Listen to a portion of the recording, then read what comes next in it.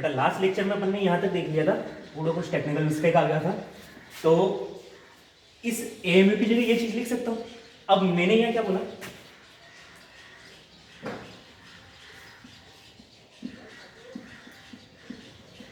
ठीक है। अब मोलार मास मतलब मोलर मास का डेफिनेशन क्या हो जाएगा, मास of one mole of substance. तो एक बात बताओ, मैं ऐसा लिख सकता हूं ना 16 AMU into mass of one mole of substance, ठीक है। यहां इसमें ऐसा लिख सकता हूं क्योंकि मेरे को वन मोल सब्सटेंस, सीधी सी बात है, मोलर मास क्या होता है, एक मोल सब्सटेंस का मास, तो एक एटम के मास में मैं एक मोल का मल्टीप्लाई कर देता हूं, तो इस पूरी की जगह में क्या लिख सकता हूं, एन, ठीक है। मास ऑफ ये लिख सकता हूं ना मैं, ये चलो इसको ऐसा लिख सकता हूं,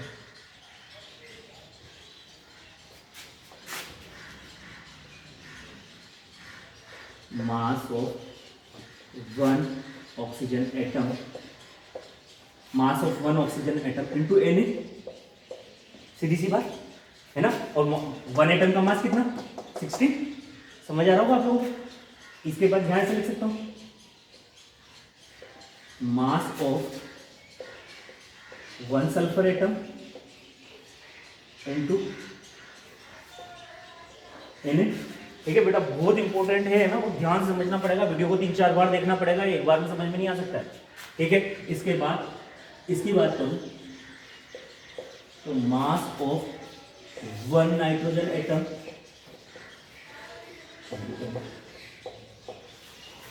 क्लियर, आ गई बात समझ में आप लोगों को, है ना। तो इसको रख लेता हूं,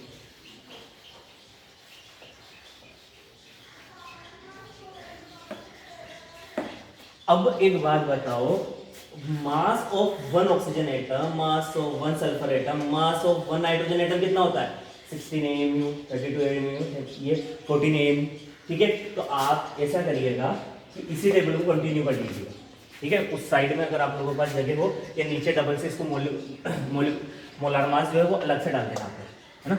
तो मतलब कि मास ऑफ वन ऑक्सीजन एटम कितना होता है, 16 1/Na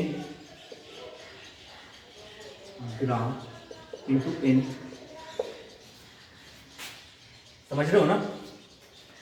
ये लिखा मैंने, एक एटम का मास कितना होता है, इतना मास होता है, ये निकाल रखा था अपने, ठीक है।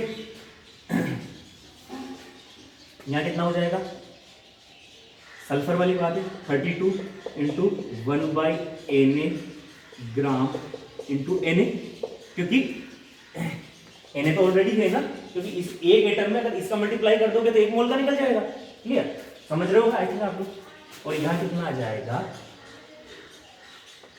14 into 1/Na gram into Na से Na कैंसिल, Na से Na कैंसिल, मतलब कि यहाँ आ जाएगा 16, यहाँ कितना आ जाएगा 32, और यहाँ कितना आ जाएगा 14, क्लियर, आई बात समझ में। मतलब सिंपल सी बात, ये यहां तक आप नोट कर लीजिएगा। अब मैं आप लोगों को क्लियर बता देता हूं कि अगर आप लोगों से वीडियो पॉज करके पूरा नोट करिएगा आप लोग, है ना। अब आप लोगों से पूछा जाए, आप लोगों से पूछा जाए कि अपने पास क्या है, हाइड्रोजन, और हाइड्रोजन का अगर आप लोगों से कोई पूछे, या फिर एक टेबल और बनाते हैं, यहाँ ले लेते हैं एटम, यहाँ ले लेते हैं अपन एटॉमिक मास, मतलब मैं एक डिफरेंस बता रहा हूँ आपको बहुत बड़ा वाला, और मोलर मतलब कहने का मतलब ये है कि यहाँ अपन ने एक एटम ले लिया, एटम, और यहाँ ऑब्लिक में मोलिक्यूल,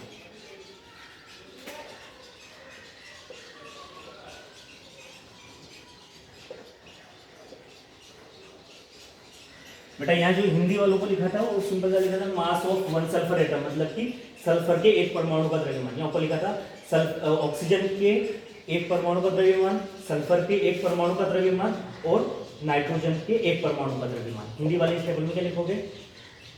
ऑक्सीजन के एक परमाणु का द्रव्यमान, सल्फर के एक परमाणु का द्रव्यमान और नाइट्रोजन के एक परमाणु का द्रव्यमान। ठीक है, अब यहां में एटम और मॉलिक्यूल, यहाँ एक ऑक्सीजन ले लिया, यहाँ O2 ले लिया, यहाँ अपन ने ले लिया H2O ले लिया, यहाँ ले लिया CO, है ना। अब डिफरेंस बताऊंगा मैं आप लोगों को। अच्छा, ये एटॉमिक मास क्या हो सकता है?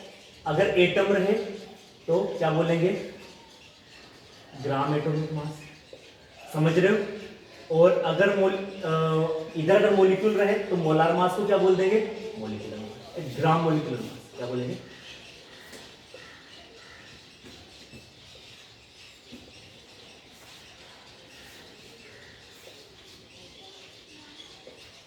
ठीक है, मोलार मास जो है वो ग्राम एटॉमिक मास भी हो सकता है और ग्राम मोलिकुलर मास भी हो सकता है। अब डिफरेंस बताता हूं। अगर आप लोगों से पूछे कि ऑक्सीजन का एटॉमिक मास कितना होता है तो आप क्या बोलोगे? 16 MU। और अगर आप लोगों से पूछा जाए कि ऑक्सीजन का मोलार मास कितना होता है तो आप बोलोगे 16 ग्राम।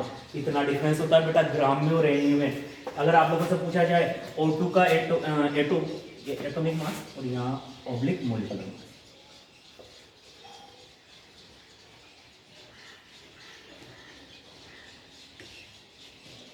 हिंदी वाले परमाणु, अणु और एटॉमिक मास को क्या लिखोगे? परमाणु द्रव्यमान और आणविक द्रव्यमान। यहाँ क्या लिखोगे? ग्राम परमाणु द्रव्यमान, ग्राम परमाणु द्रव्यमान और ग्राम आणविक द्रव्यमान। ठीक है, और उसके ये और इन दोनों को क्या बोल सकते हो आप? Molar mass. ठीक है, तो मतलब अगर आप लोगों से एग्जाम में पूछा जाए कि O2 का मॉलिक्यूलर मास कितना होता है तो आप लोग क्या बोलोगे? 32 MU। एक ऑक्सीजन का होता है 16, दो ऑक्सीजन का कितना होगा? 32। H2O का अगर आप लोगों से मॉलिक्यूलर मास पूछा जाए तो क्या बोलोगे? दो हाइड्रोजन है, मतलब 2 + 16 = 18 MU। ठीक है, CO2 का अगर पूछा जाए तो एक कार्बन का 12 और दो कार्बन का कितना होता है? 32। कितना हो गया? 44। मैं आज पूरा बता देता हूँ आपको। 12 + 32 = 44 L। और यही अगर आप लोगों से पूछा जाए कि ऑक्सीजन O2 का मोलार मास कितना है या ग्राम मोलिकुलर मास कितना है तो क्या बोलोगे? 32। कॉम्पिटिशन जेई में एक बार इसी बेसिस पे क्वेश्चन बना था। ठीक है, या कितना हो जाएगा? 18 ग्राम और ये क्या था? 44। एक बार जेई में ऐसे ही क्वेश्चन पूछा गया था कि मोलार मास ऑफ H2O। क्या पूछा गया था? Molar mass of H2O। H2O का मोलर मास होता है, ऑप्शन में क्या था? 18 AMU। ठीक है, 18 ग्राम। ठीक है, इसके बाद दो ऑप्शन और थे, और बोथ ए एंड बी और नन ऑफ दिस। ठीक है, तो उसका आंसर क्या रहेगा? मोलार मास पूछे तो ये और मोलिकुलर मास पूछे तो ये। अगर आप लोगों से पूछा जाए कि H2O का मोलिकुलर मास कितना है तो क्या बोलोगे? 18 AMU। और अगर आप लोगों से पूछा जाए कि H2O का मोलार मास कितना है तो क्या बोलोगे? 18 gram. It is a difference between molecular mass and molar mass. Flow में अपन बोल देते हैं मोलिकुलर मास, एक्चुअल में वो क्या होता है? Molar mass. तो डिफरेंस अपन लोगों को याद रखना है कि इसका डिफरेंस क्या है। समझ रहे हो आप लोग? ठीक है, ये बहुत इंपॉर्टेंट कॉन्सेप्ट है। मैं और एग्जांपल से आप लोगों को क्लियर करता हूँ। थोड़े और एग्जांपल ले लेते हैं अपन, तो आप लोगों को सारी चीजें क्लियर हो जाएगी।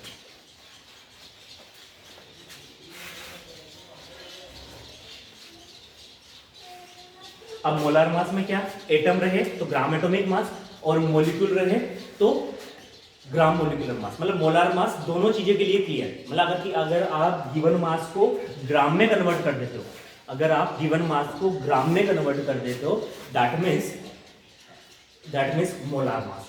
क्लियर? आई चीज समझ में? और देखते हैं अपन, अगर आप लोगों से पूछा जाए कि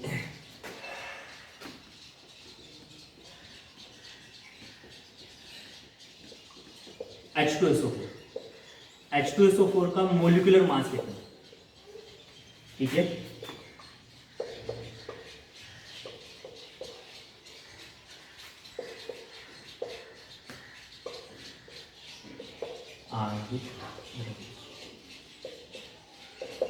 आप लोगों से पूछा जाए ऑक्सीजन का molar mass, molar mass,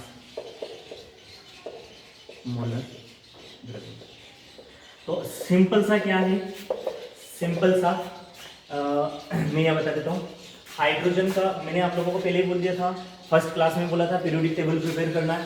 periodic table में जो एटॉमिक नंबर होता है, पीरियोडिक टेबल में जो एटॉमिक नंबर होता है उसका डबल अगर आप लोग कर देते हो तो आप एटॉमिक मास तक पहुंच सकते हो।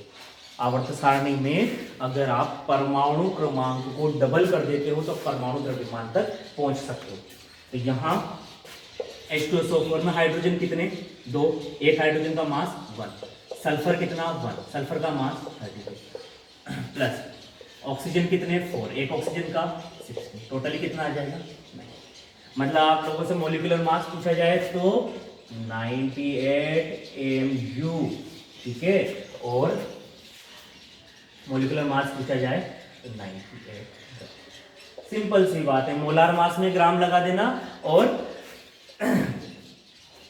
अगर नॉर्मल मॉलिक्यूलर मास पूछा जाए तो AMU लगा देना, है ना। अब देखो एक चीज और आप लोग ध्यान रखना, AMU की जगह क्या है, फिर लोगों ने जो जैसे फिर आगे बढ़े तो AMU और AM की जगह U लगाई, यूनिफाइड मास। यूनिफाइड इसलिए बोला कि लोगों ने ये ऑब्जेक्शन उठाया कि भाई अगर मॉलिक्यूलर मास है तो मॉलिक्यूलर मास को आप एटॉमिक मास यूनिट क्यों बोल रहे हो। AMU क्या होता है, एटॉमिक मास यूनिट, परमाणु द्रव्यमान इकाई। तो आप जब अणु है तो उसका परमाणु द्रव्यमान कैसे हो सकता है, ठीक है। तो उस केस में फिर क्या बोला, यूनिफाइड मास, हिंदी में भी इसको फिर क्या बोलेंगे, यूनिफाइड द्रव्यमान। क्या होता है, यूनिफाइड मास। AMU की जगह क्या हो जाता है, यूनिफाइड। समझ गए ना क्यों, जब एटॉमिक मास है, जब परमाणु, जब मॉलिक्यूल है, अणु है, तो फिर एटम की बात क्यों कर रहे हैं, समझ गए ना आप लोग, ये इसलिए ऐसा है। और एग्जांपल लेते बना दूं, बहुत एग्जांपल ले जाऊंगा, मैं आप लोगों को पूरा समझा दूंगा। SO2 जो है, SO2 में आप लोगों से पूछा बेटा, अब आप लोग लिख लीजिएगा, यहाँ क्या है, ऊपर अणु है ना, तो आणविक द्रव्यमान, और नीचे क्या आ जाएगा, मोलर द्रव्यमान, मोलर मास। तो कितना हो जाएगा, SO2 का निकाल लो। SO2 में सल्फर का ये, और एक ऑक्सीजन का होता है 16, दो ऑक्सीजन का कितना हो जाएगा 32 कितना हो जाएगा 64, ठीक है। तो इस अगर आप लोगों से इसका आणविक द्रव्यमान पूछा जाए, मॉलिक्यूलर मास पूछा जाए, क्या बोलोगे 64 AMU। और अगर आप लोगों से इसका पूछा जाए कि इसका मोलर मास कितना होता है, मोलर द्रव्यमान कितना होता है, तो आप क्या बोलोगे 64 ग्राम। और एग्जांपल NO2, अगर आप लोगों से NO2 का पूछा जाए कि NO2 का मॉलिक्यूलर मास कितना, तो आप लोग क्या बोलोगे, नाइट्रोजन का कितना होता है 14, ऑक्सीजन कितने 2, और एक ऑक्सीजन का कितना होता है 16। 32 में अगर आप 14 कर दोगे तो कितना हो जाएगा 36, कितना हो जाएगा 32, 46 हो जाएगा क्या, 32 46 है ना, 46 हो गया, क्लियर। तो अगर आप लोगों से मॉलिक्यूलर मास पूछा जाए तो क्या बोलोगे 46 AMU। और अगर आप लोगों से इसका मोलार मास पूछा जाए तो क्या बोलोगे 46। बेटा और एग्जांपल लेंगे, ठीक है।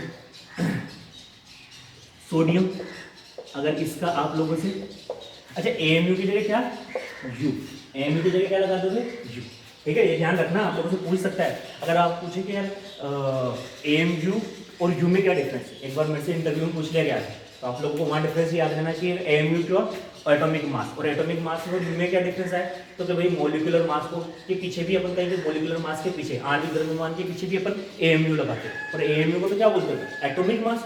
तो ये जब मॉलिक्यूल है तो एटम क्यों बोल रहे हैं, तो उस केस में फिर क्या साइंटिस्टों ने क्या वर्ड यूज कर दिया, यूनिफाइड मास, मतलब सबके लिए मास, ठीक है। एटम ले लो, मॉलिक्यूल ले लो। तो सोडियम का पूछा जाए तो वो अब यहाँ आ जाएगा एटॉमिक मास, मॉलिक्यूलर मास की जगह क्या आ जाएगा एटॉमिक मास, ठीक है, एटॉमिक मास। और हिंदी में क्या बोलोगे,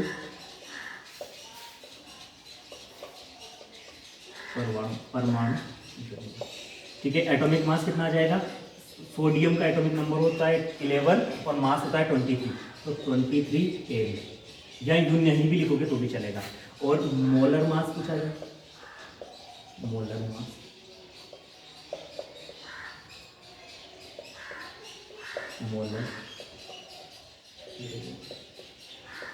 मोलर द्रव्यमान पूछा जाए तो कितना बोलोगे 23 ग्राम, ठीक है। मोलर द्रव्यमान को क्या बोलेंगे, यहाँ एटम है तो gram atomic mass, gram atomic mass. Hindi में क्या बोलोगे? ग्राम परमाणु द्रव्यमान। ठीक है बेटा, और एग्जांपल लेते हैं। सोडियम की जगह क्या ले लिया मैंने? सोडियम की जगह ले लिया नियोन। ठीक है, नियोन का आपको एटॉमिक मास पूछा जाए तो क्या बोलोगे? नियोन का एटॉमिक नंबर 10 और वो हो जाएगा 20, ये 20 mu, और यहाँ क्या लिखोगे? 20 ग्राम। ठीक है, एक एग्जांपल और ले लेते हैं, जगह बच रहे अपने पास। सोडियम आप ले लो इसकी जगह ऑक्सीजन, सोडियम मैग्नीशियम ले लो। मैग्नीशियम का एटॉमिक नंबर 12 और मास नंबर 24। ठीक है, तो मैग्नीशियम का अगर आप लोगों से पूछा जाए, क्या पूछा जाए? एटॉमिक मास या परमाणु द्रव्यमान, तो क्या बोलोगे? 24 mu। और अगर आप लोगों को मोलर मास पूछा जाए, समझ गए आप लोग? अपन फ्लो में कुछ भी बोल देते हैं, कई बार मोलर मास बोल दिया था, जब मोलिकुलर मास बोल दिया था, जब एटॉमिक मास बोल दिया, इतना ज़्यादा डिफरेंस होता है। ठीक है, अब लिखने में ऐसा लग रहा है, लेकिन जब अपन ने समझा था, इस वीडियो को आप 4 से 5 बार देखिएगा, एक एक चीज़, एक एक वर्ड को आप लोग ध्यान से सुनिएगा। मैं आशा करता हूँ आपको 100% समझ पाएंगे। ठीक है, इसको नोट करो आप लोग।